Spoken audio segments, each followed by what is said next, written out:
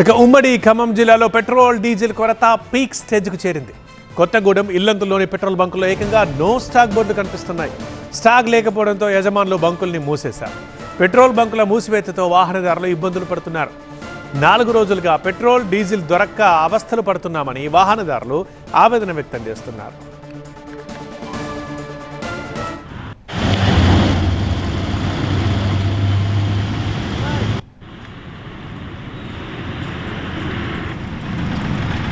ఉమ్మడి ఖమ్మం జిల్లాకు సంబంధించి పెట్రోల్ బంకుల విజువల్స్ మనం చూస్తున్నాం. అక్కడ అన్ని నో స్టాక్ బోర్డులే కనిపిస్తున్నాయి. మెయిన్గా కొత్తగూడెం ఇల్లందులో పెట్రోల్ బంకుల్లో ఎక్కడ చూసినా సరే నో స్టాక్ బోర్డులు ఉన్న. ఎక్కడైనా ఒక పెట్రోల్ ఉంటే అక్కడనేమో ఇక బారులు తీరుతున్నారు ప్రజలందరూ. చాలా రష్ అయిపోతుంది.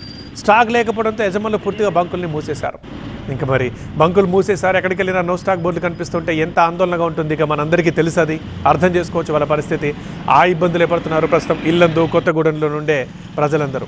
అసలు ఒకటి కాదు, 4 రోజులుగా పెట్రోల్ డీజిల్ దొరక్క అవస్థలు పడుతున్నామని వారు చాలా ఆవేదన వ్యక్తం చేస్తున్నారు.